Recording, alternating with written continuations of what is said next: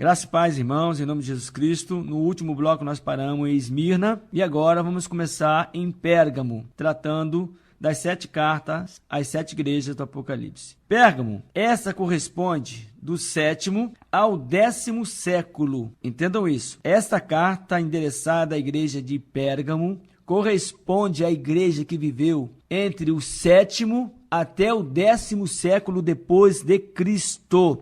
E vamos ver isso nas Escrituras. E aqui, Jesus se apresenta como aquele que tem a espada aguda de 2 fios, as 2 alianças. E esta apresentação vem de encontro com uma doutrina que começa a ganhar força neste período, a qual é a doutrina mencionada como doutrina de Balaão, associada aos nicolaítas. Queridos, esta doutrina está ligada, entre outros ensinos, a recompensa de bens materiais, vejam só, aliada à pregação da palavra. E isto é classificado como fornicação, adultério. Vejam só, para que não haja algum fornicário ou profano como Esaú, que por uma vianda vendeu a sua primogenitura, Hebreus 12:16, adulterando a sã doutrina, trazendo ensinos do antigo pacto e inserindo na igreja como sendo do novo pacto.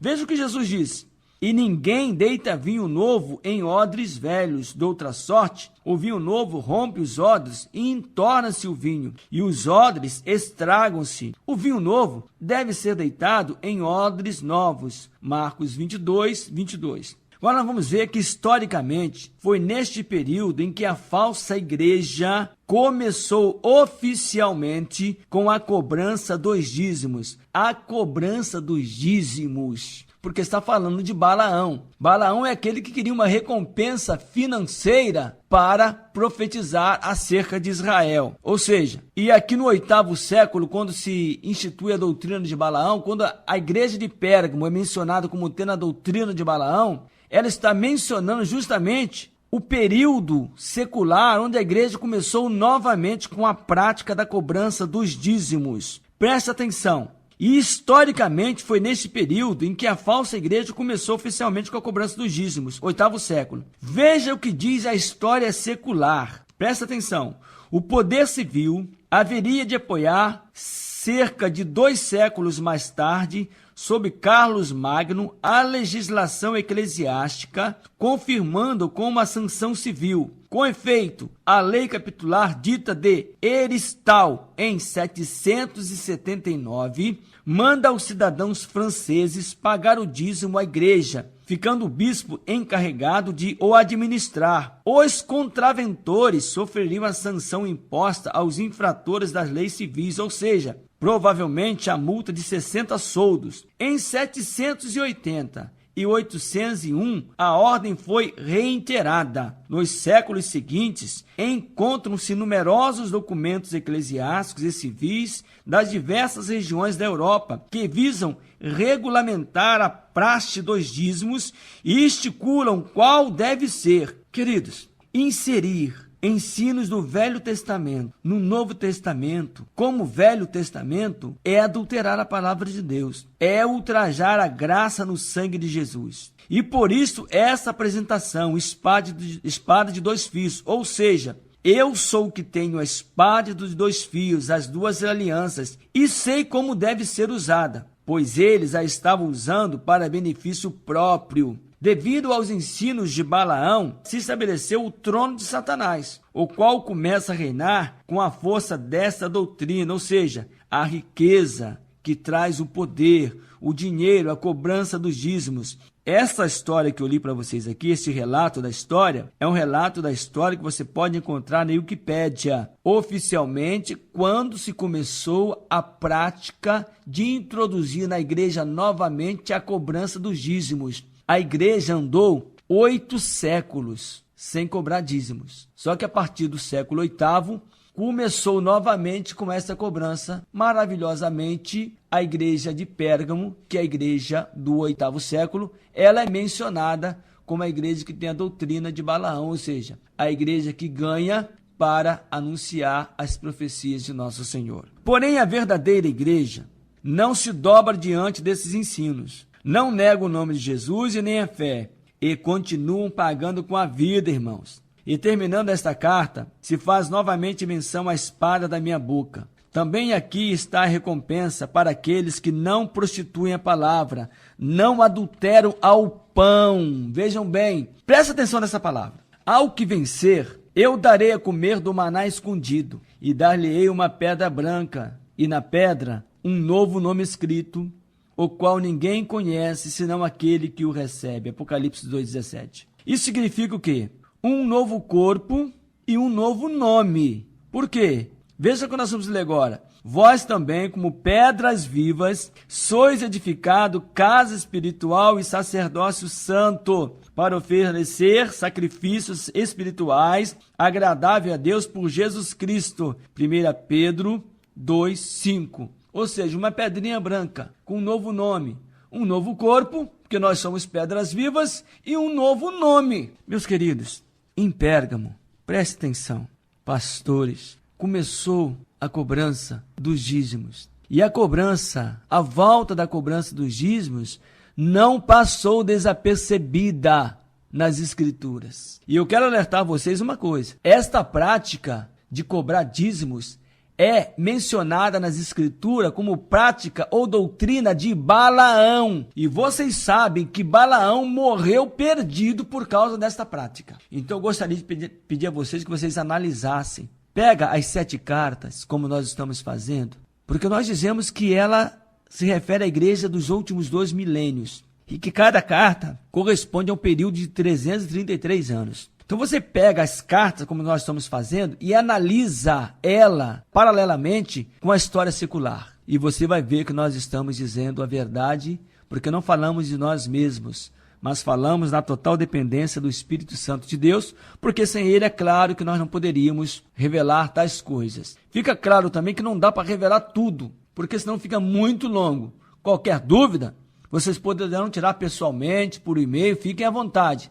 Mas isso aqui é para abrir a mente, ou tentar abrir as vossas mentes para vocês começarem a pesquisar e a buscar saber de Deus se é assim mesmo. Agora nós vamos passar a outra carta, que é a carta de Tiatira. Agora, irmãos, vamos passar a carta da igreja de Tiatira. Presta atenção para você não perder a sequência. Essa igreja de Tiatira corresponde ao período que inicia-se no 10º século e vai até o 14º. Aqui, ele se apresenta como? Jesus se apresenta como? Veja bem, ele aqui é o Filho de Deus, que tem os seus olhos como chama de fogo e os seus pés semelhantes a latão reluzente. Apocalipse 2,18. A igreja deste período é marcada pela grande fé, caridade, serviço, paciência e obras maiores que as primeiras. Está dizendo que a igreja de Tiatira, ela tinha obras maiores que as de Éfeso. Era uma igreja muito mais vibrante. Ela era uma igreja que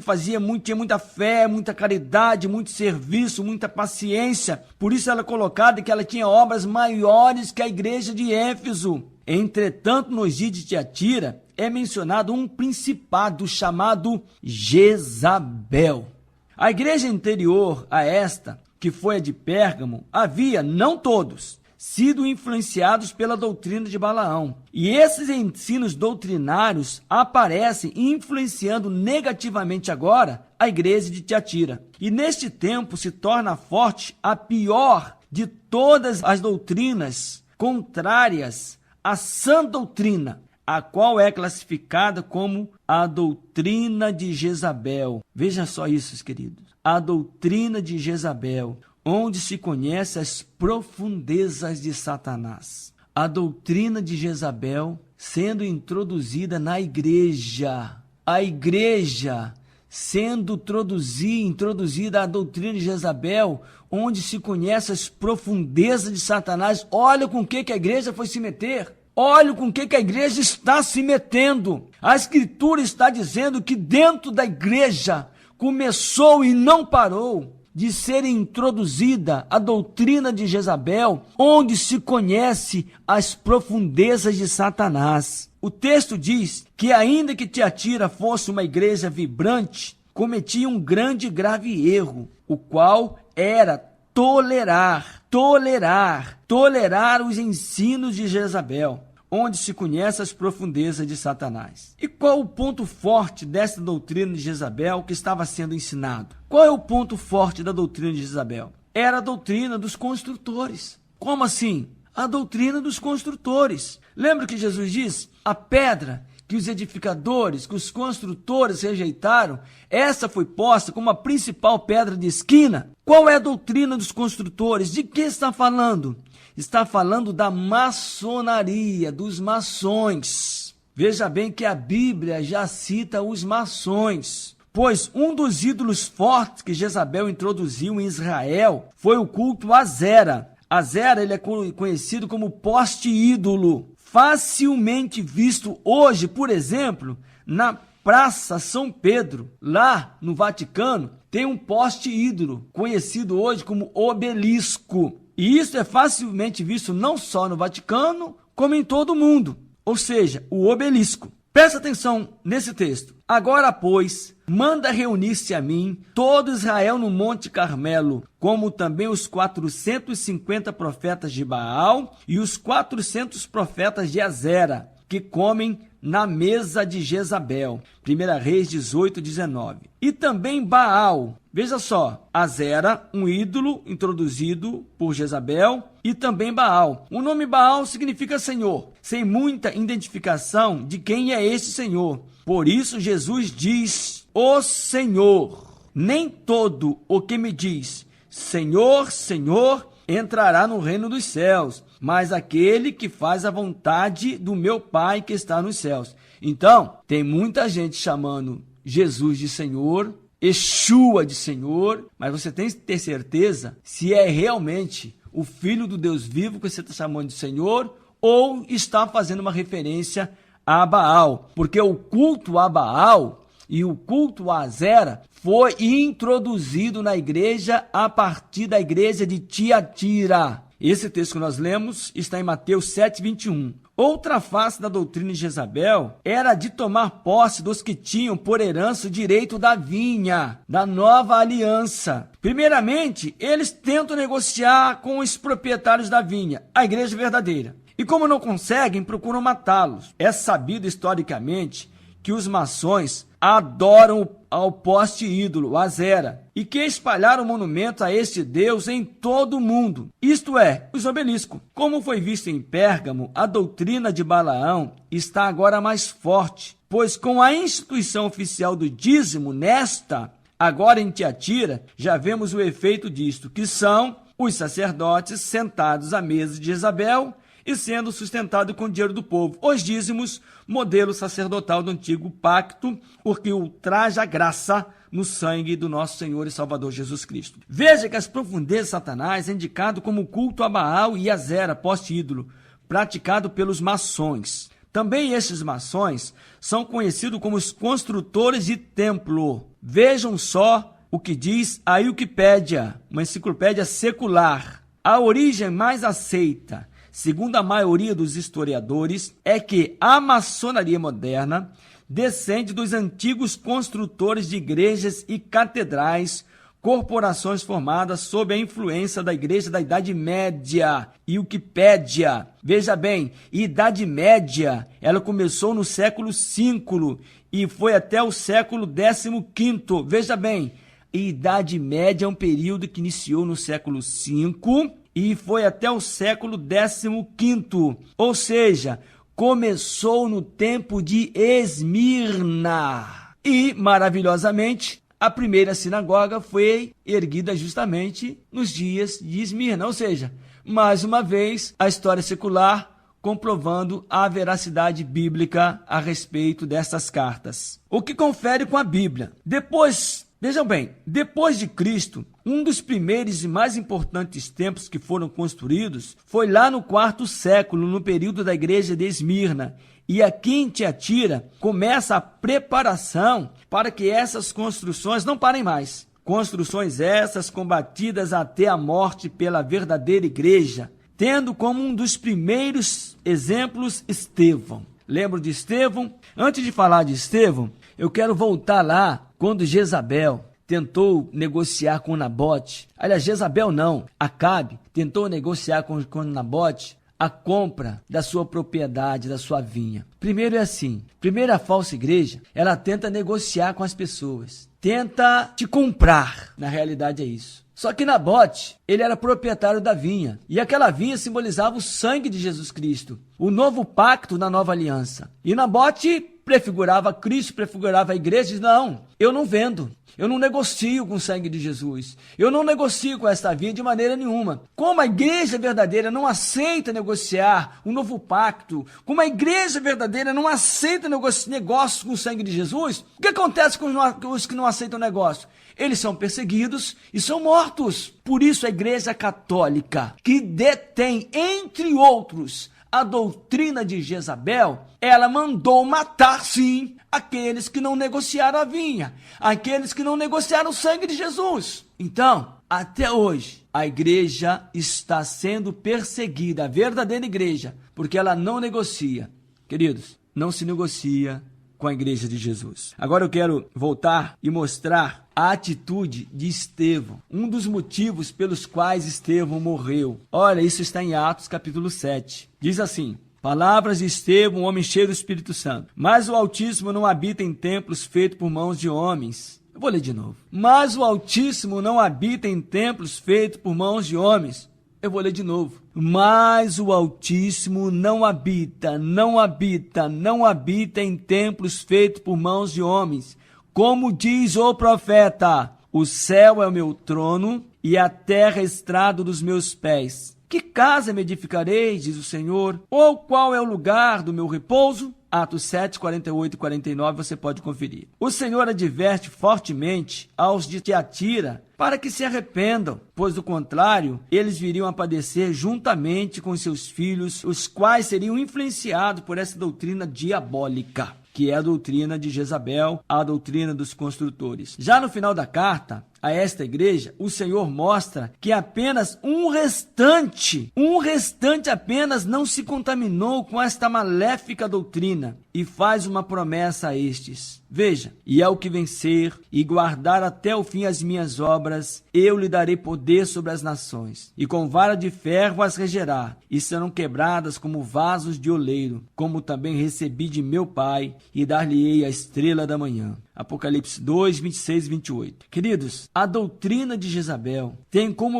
objetivo dar poder aos seus sacerdotes sobre o povo, como vemos até hoje. Mas os sacerdotes reais podem esperar em Cristo o tempo do reino e da estrela da manhã. A forma como ele se apresenta a Tiatira, está diretamente ligada à igreja deste período. Isto diz o Filho de Deus, que tem os seus olhos como chama de fogo e os seus pés semelhantes a latão reluzente. Apocalipse 2,18. Aqui, como vimos nos ensinos de Jezabel, aparecem as profundezas de Satanás. E no culto ao poste ídolo, ou seja, Bafomete é Baal. Baal significa hoje Bafomete. O deus da maçonaria significa Baal, que é Bafomete. Eu vou ler de novo. Aqui, como vimos nos ensinos de Jezabel, aparecem as profundezas de Satanás. E no culto ao poste ídolo, Bafomete é Baal. É a luz, o qual traz uma estrela na testa. Veja só, Bafomete, que é Baal. Na maçonaria, Bafomete é a luz, e esse Bafomete, ele traz uma estrela na testa. Ele é, na maçonaria, o grande arquiteto do universo. E na maçonaria, este é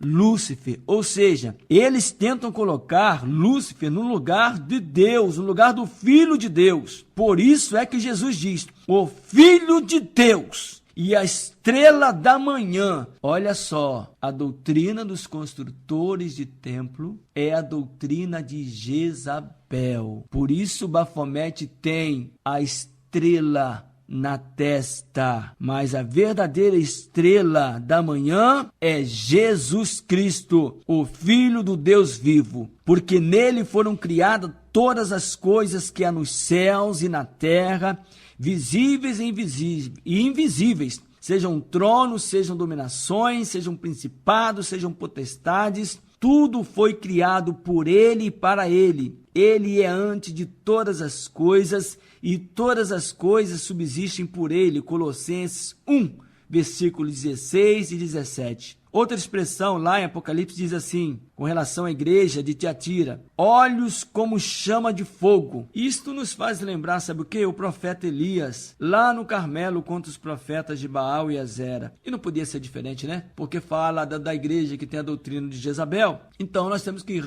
voltar lá ao tempo do profeta Elias. Quando este orou, e desceu fogo de Deus, e Elias consumiu os falsos profetas de Baal e Azera. Uma referência aos olhos de fogo. Isto é uma referência, queridos, presta atenção. Isto é uma referência aos olhos de fogo de Jesus, que consumiu e consumirá tais profetas. Este é um aviso de Deus aos que insistem em continuar servindo aos postes ídolos, os construtores de templo.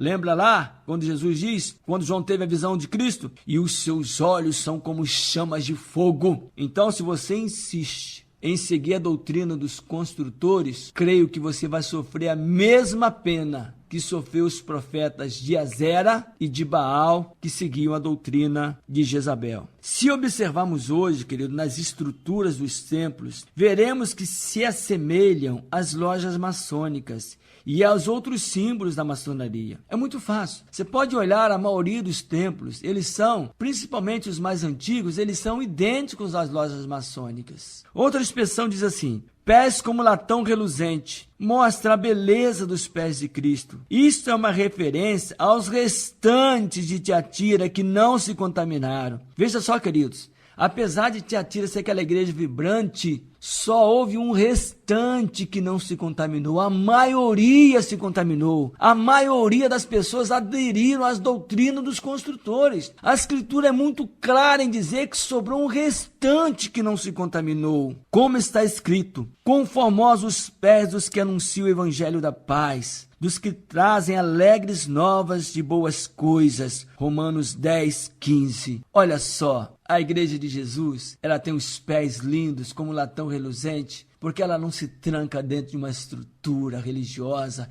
ela não cede a esses templos construídos que se refere à doutrina de Jezabel. Ela vai de aldeia em aldeia, de cidade em cidade, de casa em casa, pregando o evangelho, porque conformosos são os pés, não dos que constroem templos feitos por mãos humanas, mas dos que anunciam o evangelho de cidade em cidade, de casa em casa, de lugar em lugar. Aleluia, em nome de Jesus. Amém.